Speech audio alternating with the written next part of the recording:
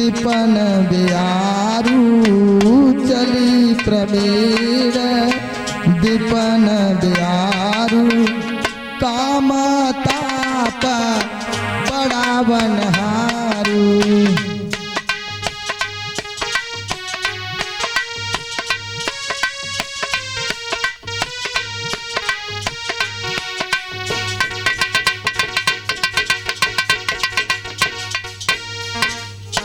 बोलिए गोविंद भगवान की। लला जो भी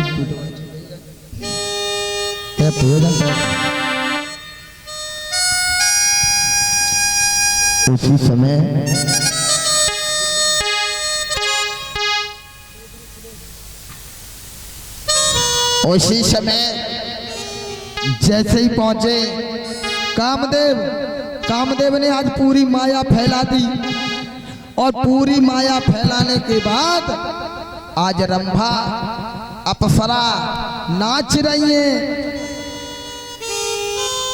और नाच रही हैं। भैया क्या गा रही हैं लल्ला अर्जुन?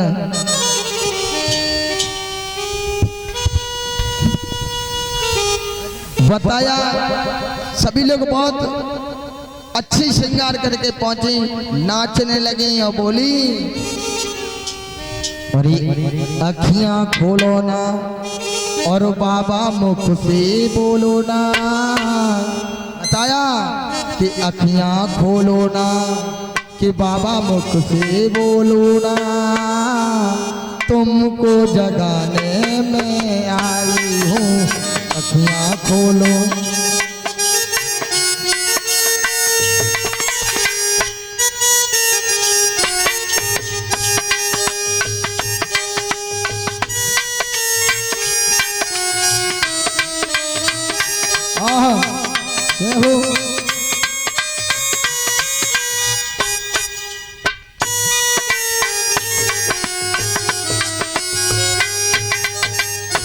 और बताया और अपना बना के बाबा गले से लगाना,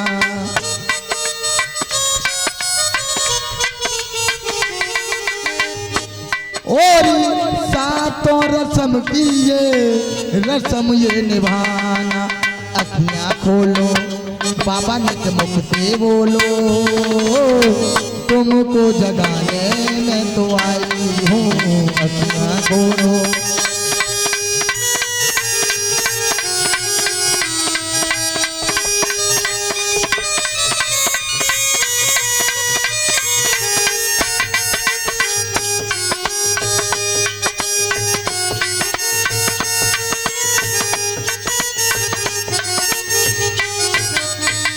बोलिए गोविंद भगवान की। आज बहुत तो नाच रही है, लेकिन नारद जी अपने आसन से डिगमगाए नहीं। नाच नाच के उर्वशी मेनका सभी अप्सराएं लौट गईं। श्री सुखदेव जी महाराज बोले हे राजन परीक्षित, लेकिन कामदेव वहीं अपने हाथ जोड़ के खड़ा हो गया। और जब कामदेव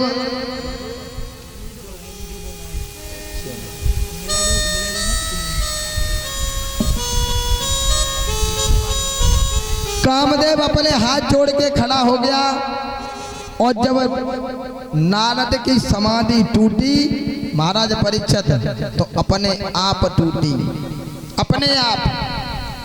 और जब अपने आप टूटी उसी समय कामदेव कहने लगा भगवान तुम तो बहुत बड़े ऋषि हो गए हो, बहुत बड़े संत हो गए, बहुत बड़े सन्यासी हो गए हो। हमने अपनी चोटी की ताकत, चोटी से लेके एड़ी तक की ताकत लगा दी, लेकिन तुम्हारी आंखें नहीं खुलवा पाए महाराज परीक्षित।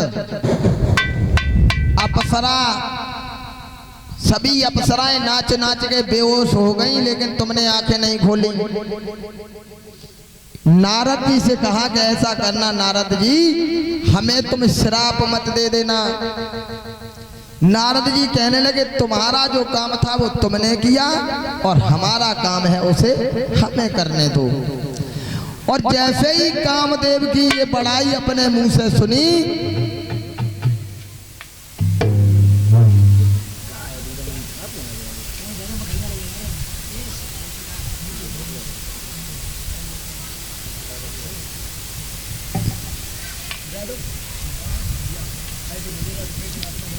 बोलिए गोविंद भगवान की। और जैसे ही एक बात ध्यान देना, अगर किसी मनुष्य की बड़ाई उसके मुंह पे कर दो तो उसे घमंड हो जाता है, और अगर घमंड उसे एक बार हो गया तो उसका नाश निश्चित है। ध्यान देना महाराज, अगर उसने अपनी बड़ाई सुन के एक बार दिल में ये सोच लिया कि मुझसे बड़ा ज्ञानी, मुझसे बड़े ताकतवर इस पृथ्वी पे दूसरा नहीं है, तो उसका अंत निश्चित है।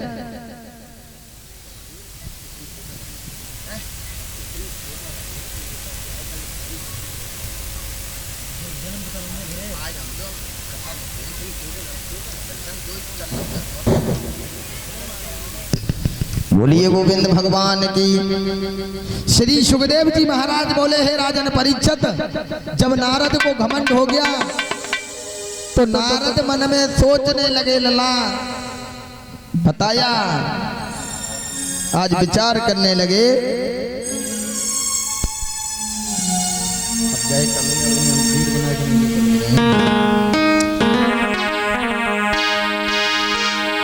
लला अर्जुन कि मेरे बराबर जग में और न बाबा, और न बाबा, और एक काम से बोले नारद बाबा।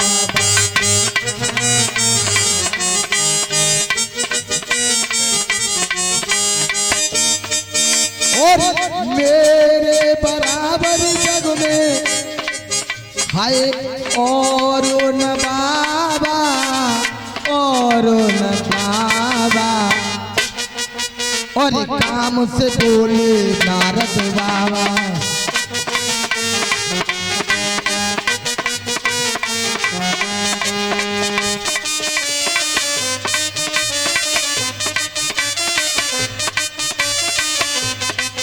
क्या हो?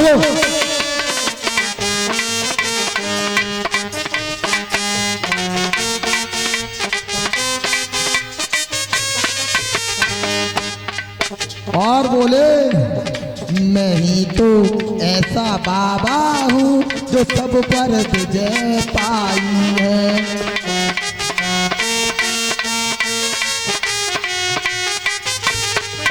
और मेरे आगे ओ बाबा पार न काऊ पाई है।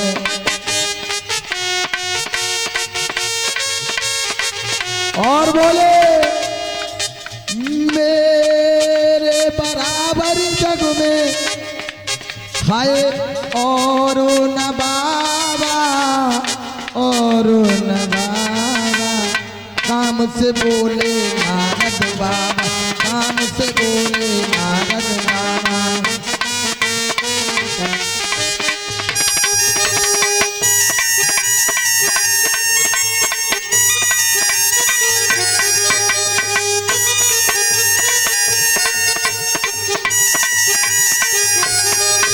अरे काम से बोले नारद बाबा, काम से बोले नारद बाबा।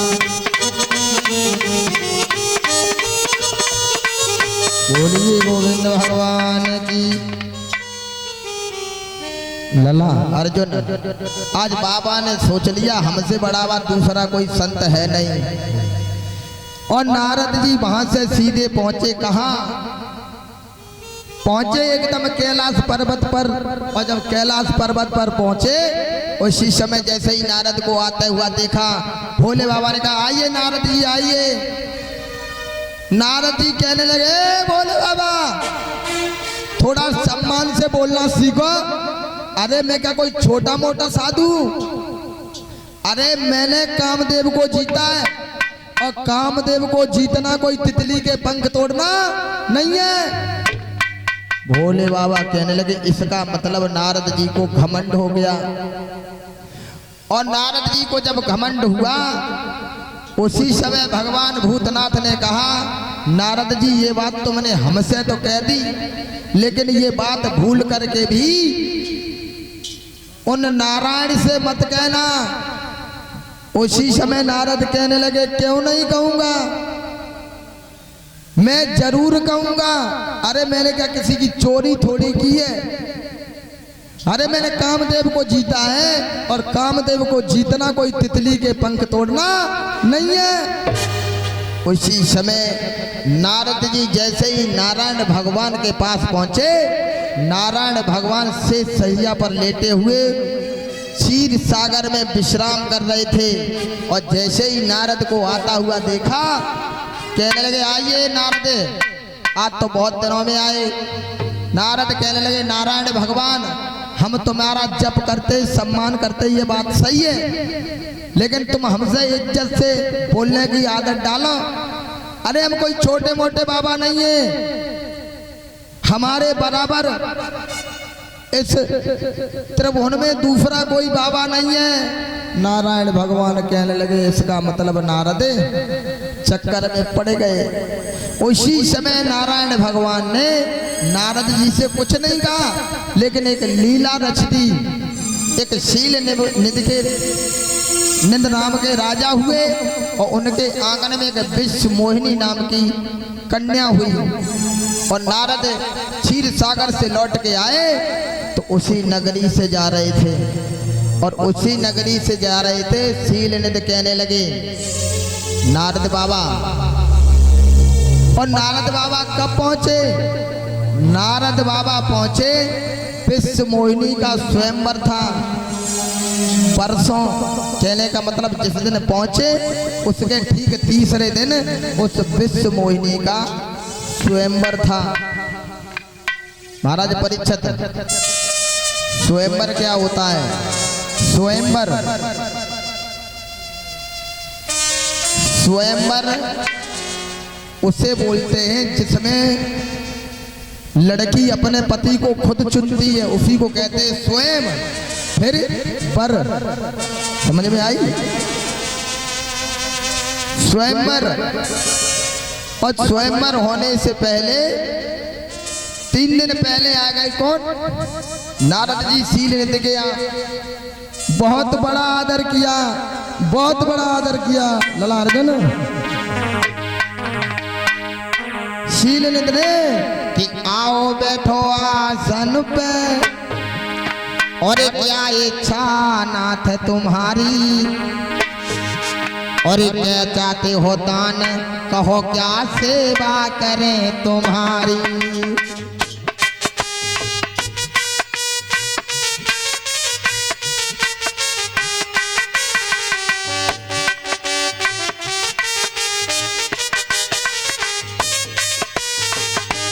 बताया और बोले अरे भक्त शिरोमणि द्वार द्वार पे नहीं किसी के जाते।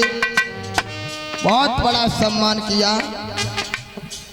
अरे भक्त शिरोमणि द्वार द्वार पे नहीं किसी के जाते, होती है शुभ घड़ी संत के दर्श तबई हुए पाते। होती है शुभ घड़ी संत के दर्श तभी हुए पाते।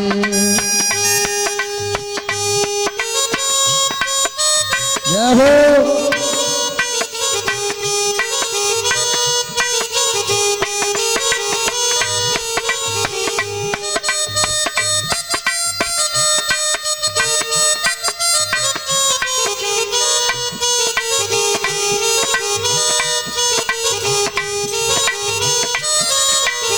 बोलिए गोविंद भगवान की। श्री सुखदेव जी महाराज बोले हे राजन परीक्षित, नारद ही कहने लगे हम तुम्हारे यहाँ कोई मांगने नहीं आए, हम तुम्हारे यहाँ मांगने नहीं आए, हम तो ऐसे ही घूमने चले आए। शील निधि कहने लगे बाबा जी अगर तुम आ गए हो तो एक छोटा सा काम हमारा कर दो। नारद बाबा कहने लगे बताओ क्या बात है? बात क्या है? हमारे कन्या का परसों स्वयंवर है, और परसों स्वयंवर है। अब तुम हमें ये बताओ कि हमारी कन्या को पति कैसा मिलेगा?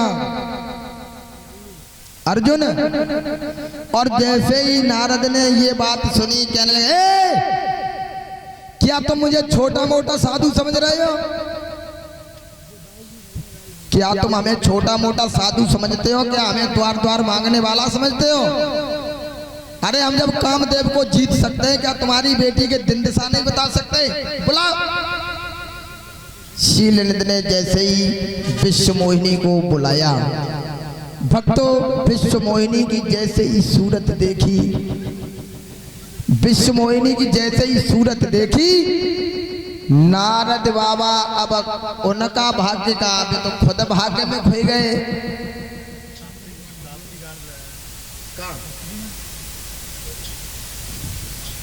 तो क्यों वहां पहुंच गए?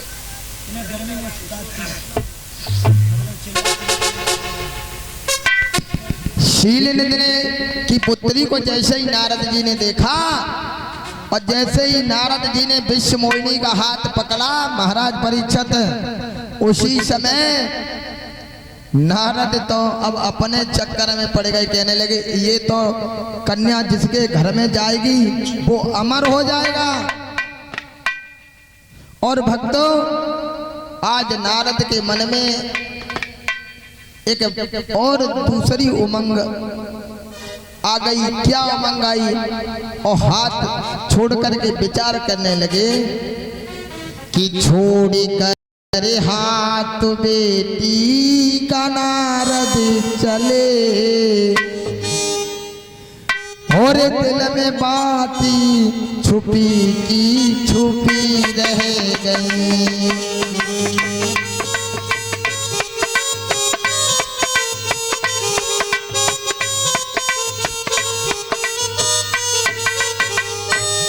छोड़ कर हाथ बेटी का नारद चले, दिल में बातें छुपी की छुपी रह गई। दिल में बातें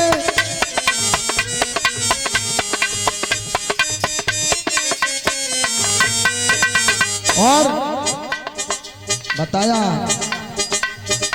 छोड़ी कर हाथ बेटी का नारद चले, दिल में बातें छुपी की छुपी रह गई।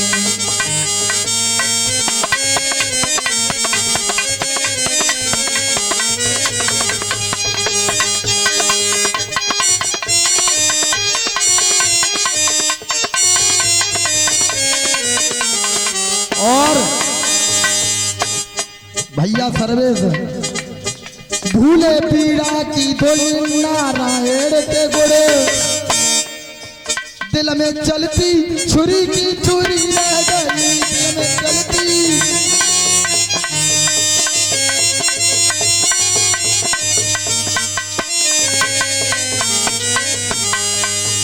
दिल में चलती छुरी की छुरी रह गई। और कुछ कह ना सके अपने मन की व्यथा, अर्जुन कुछ कह ना सके अपने मन की व्यथा, दिल में चलती छुरी की छुरी रह गई।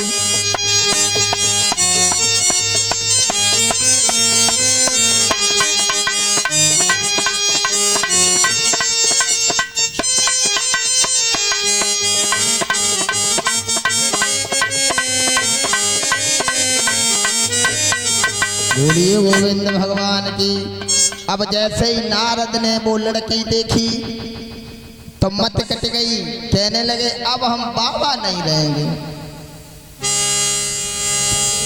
लला धनवेश अब नारद कहने लगे अब बाबा हम नहीं रहेंगे, लेकिन इस लड़की की आप स्वयंवर परसों है और हम तो इतने सुंदर भी नहीं है जो हमारे गले में वरमाला डाल दे। नारद सोचने लगे अब चलते हैं नारायण के पास, और नारायण के पास जाएंगे, बहुत सुंदर शरीर मांग के लाएंगे, जो उतना सुंदर शरीर मांग के लाएंगे कि लड़की जैसे ही हमें देखे और देख करके तुरंत हमारे गले में जयमाला डाल दे। और भागे